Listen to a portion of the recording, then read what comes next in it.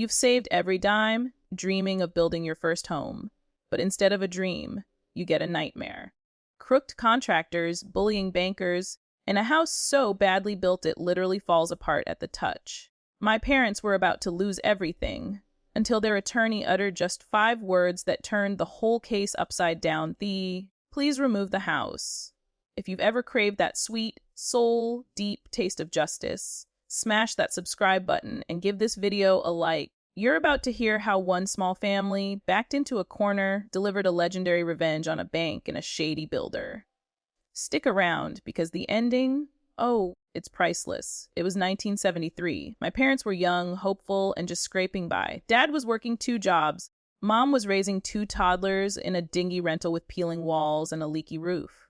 But they had one thing that kept them going: dream. A dream of owning a modest little ranch house in the countryside.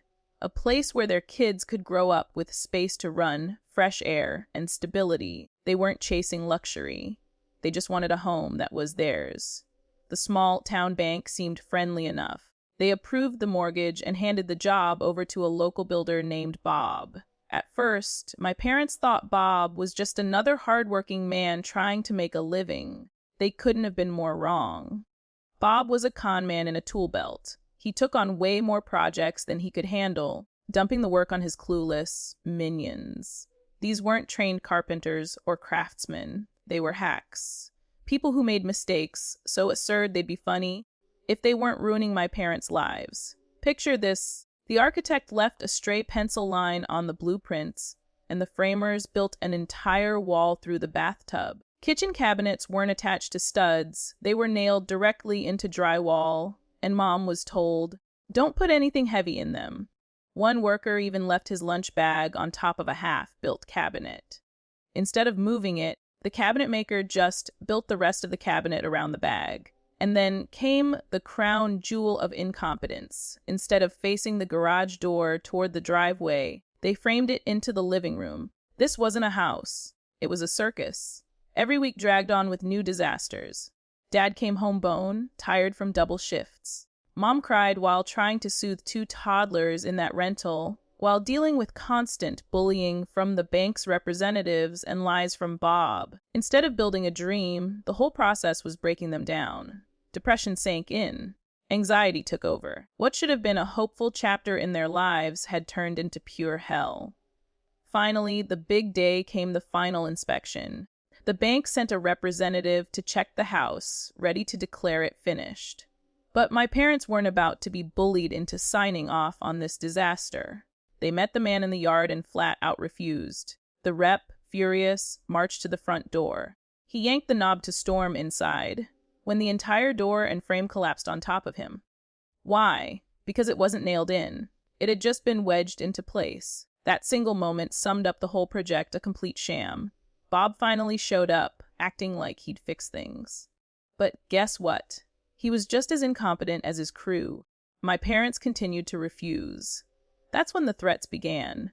The bank threatened foreclosure. Bob threatened to sue for breach of contract. My parents were cornered, trapped between a house they couldn't live in and powerful people determined to squeeze them dry.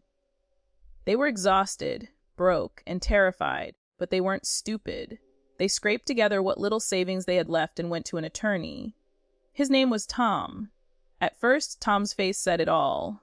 Grim, doubtful, like he was preparing to deliver bad news. But then, as he combed through the paperwork, something shifted. His eyes lit up. A smile crept across his face. He leaned back and said just one sentence. "Let's get everyone together for a meeting. Tomorrow." The next day, the showdown began. In the bank's stuffy conference room sat my parents, wary but determined.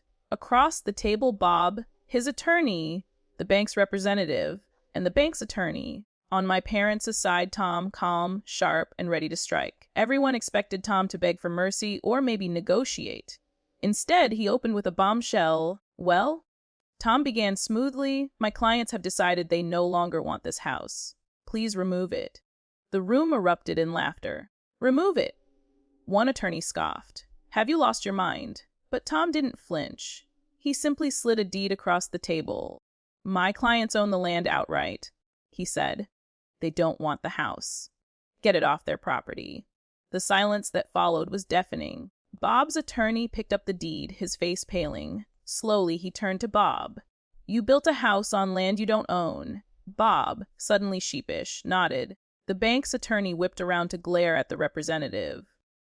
"You didn't finance the land the house is sitting on."